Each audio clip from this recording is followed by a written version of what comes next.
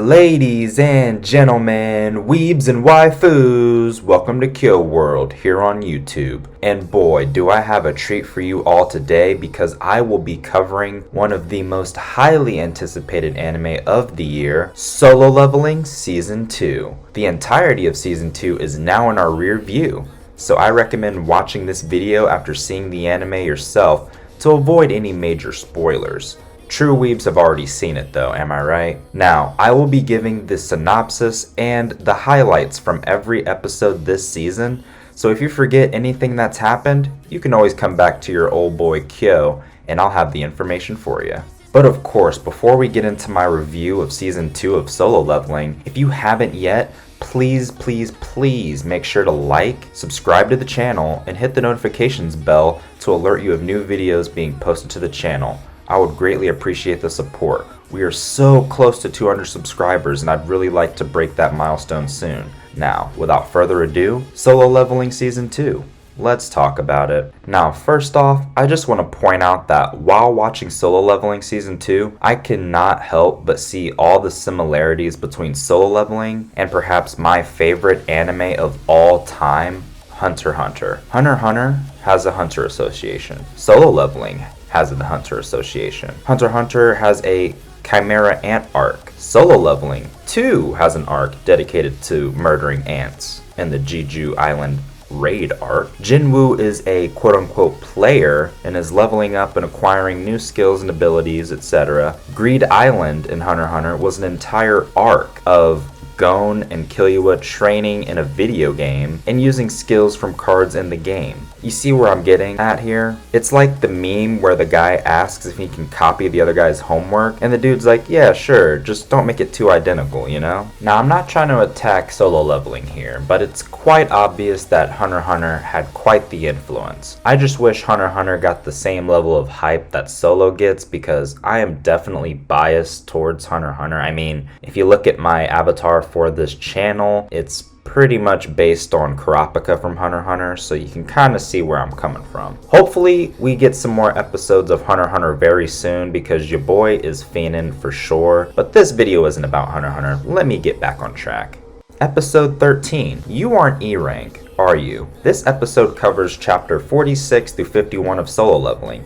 Jin Wu attends Gina's parent-teacher meeting where the teacher asks him to persuade Han Song-yi, a classmate of Gina's who has decided to leave school and aim to become a hunter. To show Song-yi the harsh realities of the hunter profession, Jinwoo takes her to observe the training ground of rookie hunters at the White Tiger Guild.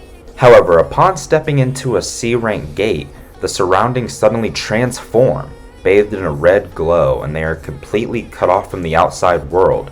It turns out to be a red gate that connects to an advanced dungeon. The key points in episode 13. Jin Wu, exhausted from his quest, attends Gina's parent-teacher meeting, stunning everyone with his transformed appearance. Jin Wu firmly declares he won't let Gina become a hunter, even if she does awaken, due to the dangers involved. Dong-soo arrives in Korea, revealing his intent to kill Jin Wu and Jinwoo in a dungeon. Jong-in informs Go that Jeju Island's ants have developed wings, raising serious concerns. Jinwoo brings Song-yi to a C-rank raid to show her the harsh realities of hunter life. The C-rank gate unexpectedly transforms into a deadly red gate, trapping Jinwoo's group inside. Ice elves ambush the team, instantly killing a C-rank hunter, but Jinwoo saves Song-yi. Kim Chul splits the group, taking the stronger hunters, while Jinwoo leads the weaker pack. Jinwoo's overwhelming strength surprises his team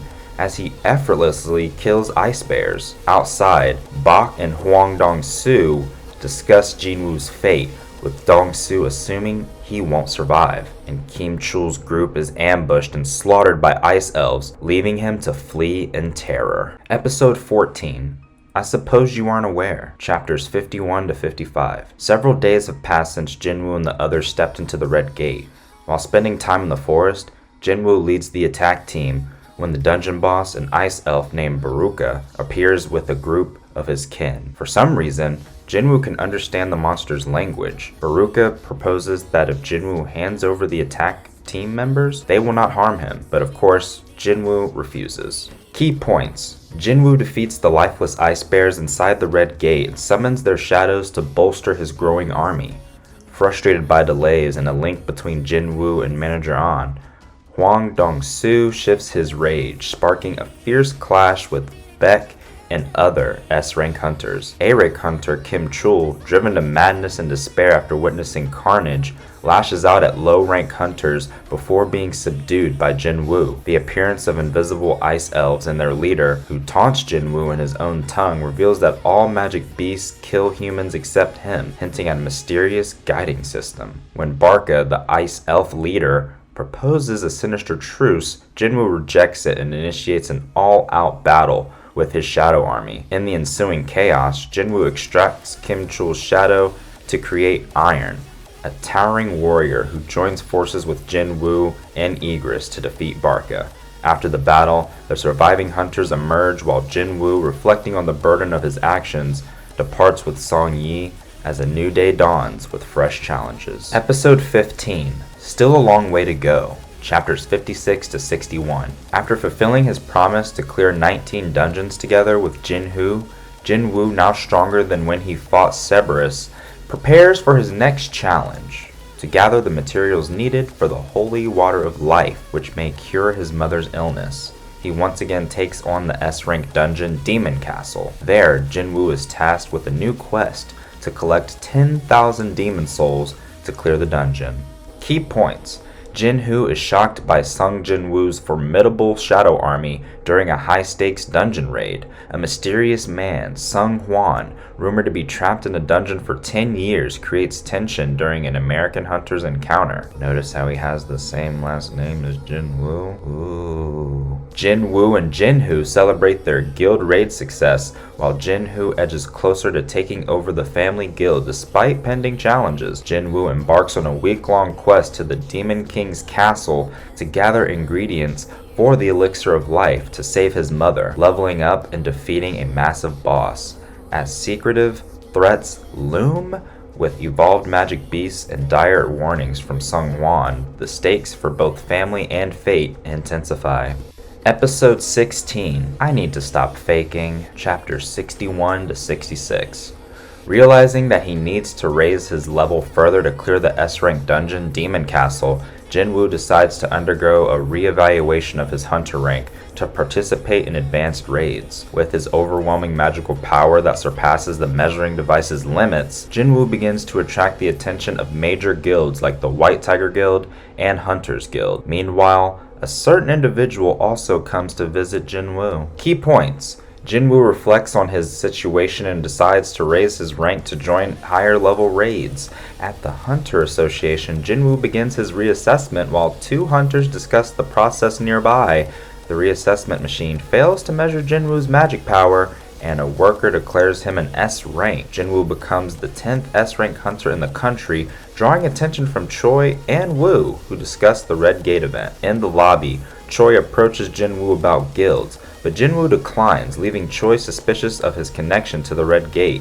Jinwoo visits his hospitalized mother, meets Go, and decides to decline an offer to join his association or a major guild. Meanwhile, Dong-soo recalls his fight with Won and plans to use artifacts to confront him next time. Jinwoo researches flawless gear and recruits an A-rank gate expedition to prepare for the Demon Castle. Jinwoo joins an A-rank dungeon expedition, sensing the boss's power and deciding to fight him despite warnings. Hunter Cha intervenes as Jinwoo confronts the boss, asking what he intends to do, closing out the episode. Episode 17. This is what we're trained to do. Chapters 67 to 71. Jinwoo suddenly finds himself accompanying the Hunters Guild Strike Squad B as a porter. However, the moment he steps into the dungeon, he senses an ominous feeling. His premonition proves correct, as a group of high orcs launches a brutal attack on the assault team. Despite being gravely wounded, the team attempts to retreat to the entrance gate, only to discover that a barrier has been placed, trapping them inside. Key points. Hunter Cha intercepts Jinwoo at the dungeon boss gate to prevent provoking danger and confirms his hunter identity by his scent and ID. Jinwoo agrees to join miners for A and C rank raids after a brief payment negotiation. Captain Son Ki-hoon recruits Jinwoo for an A rank dungeon raid where his stealth helps defeat magic beasts and high orcs. The team encounters a high-level barrier and a threat from Kargalon, leading to a choice between confrontation or retreat. Jinwoo escapes to create a diversion, accepts a family will from an ally, and readies to face Kargalon's forces. The High Orc Grand Shaman, Kargalgon, who had been waiting for Jinwoo and his group, toys with the assault team's captain Ki-hoon, calling it mere entertainment. As despair spreads across the faces of the hunters, Jinwoo steps in to save the critically wounded Ki-hoon, one of the many examples of Jinwoo just farming for aura. When Jinwoo utters the words "arise," another instance of farming that aura, bluish glowing shadow soldiers emerge from his shadow, rising to face the High Orc's army head-on. Kargalgon nearly kills the party leader, forcing Jinwoo to reveal himself. Jinwoo kills Kargalgon and resurrects him as Tusk, while the Hunters Association swears the party to secrecy. Jinwoo asks Jinwoo to join the company guild. Meanwhile, famous actor Min Sung awakens to hunter powers to much fanfare. Episode 19, The 10th S-Rank Hunter, Chapters 76 through 81. Jinwoo arrives for his reassessment, overshadowing Min Sung's press conference to announce his hunter assessment. Baek and Choi try to recruit Jinwoo after he is officially designated as the 10th S-Rank Hunter in South Korea. Using his new status, Jinwoo sells items to purchase gear for the S-Rank dungeon. Jinwoo sends his shadow army to fight the S-Rank dungeon's beasts and must personally fight 4 knights similar to Egress. Elsewhere, Jinwoo's father becomes ill due to magic exposure, and a flying ant appears in South Korea, wiping out an entire town before local hunters manage to halt its rampage. Episode 20, Looking Up Was Tiring Me Out, Chapters 82 to 87. In the demon's castle, Jinwoo befriends the demon noble Isol, who helps guide him to the final floor. On the final floor, Jinwoo fights Demon King Baron, which was a major highlight this season, who rides a massive white dragon. Jinwoo just barely manages to defeat Baron, gaining the ability to swap places with one of his shadow soldiers and also resurrecting the dragon as Kaisel. Meanwhile, the Korean Hunters Association partners with its Japanese counterpart to plan a 4th Jeju Island operation in order to counter the quickly evolving flying ants. Episode 21, It Was All Worth It, Chapters 88 to 91. This was the single most emotional episode of the season and, quite frankly, did bring tears to my eyes. Upon using the potion gained from clearing the demon castle, Jinwoo's mother recovers and poignantly reunites with Jinwoo and Gina, eventually moving back in with them. As such, Jinwoo refuses when Baek approaches him to join the Jeju Island operation. In an effort to convince him, Baek has him meet the combined force of S-ranks. The Japanese and Korean S-rank hunters agree to train through a 4v4 duel. Episode 22, We Need a Hero, Chapters 92 to 96. The Japanese S-rank hunters win the duel, though Jinwoo is forced to step in to protect Hunter Cha. The guildmaster Goto challenges Jinwoo to a duel, but it's called off partway when the duel escalates. Jinwoo again refuses the offer to join the operation, because he just got his mother back, though he hides his soldiers in the hunter's shadows. The operation starts off well, only for a creature to begin slaughtering the Japanese S-rank hunters. Episode 23. It's going to get even more intense. Chapters 96 through 100. The Korean S-rank hunter successfully killed the Ant Queen, but learned that she gave birth to a super-powered Ant King, who proceeds to tear through their ranks, incapacitating Hunter Cha and injuring several others, after which he kills Min Byuk-gyu, the S-rank healer. Goto confronts the Ant King as a horde of ants arrive to attack the hunters, but he is swiftly dealt with, along with 6 other Japanese hunters. Recognizing the danger the operation is in, Jinwoo, once again farming for that aura, activates his shadow soldiers and swaps places with one of them to join the fray. Episode 24, Are You the King of the Hunters? Chapters 101 through 104. Jinwoo uses his potions to heal the Korean hunters, though Hunter Cha is too gravely injured to be healed. Jinwoo's army holds off the ants before the Ant King arrives. Jinwoo faces off against him and proves to be stronger and faster than the creature, so the latter tries poison, to no avail as well. The Ant King proceeds to evolve, and it begins to push Jinwoo. However, Jinwoo lets loose and effortlessly beats the Ant King into submission. Realizing its inferiority, the Ant King fearfully attempts to run away, but Jinwoo chases it down and mutilates it. The Ant King summons the Ant Army, and Jinwoo responds with his own and slaughters the Ant King. Before hurrying back to Hunter Cha, he tries to use the elixir of life on her, but that does not work either. In desperation, Jinwoo turns to a voice calling out to him.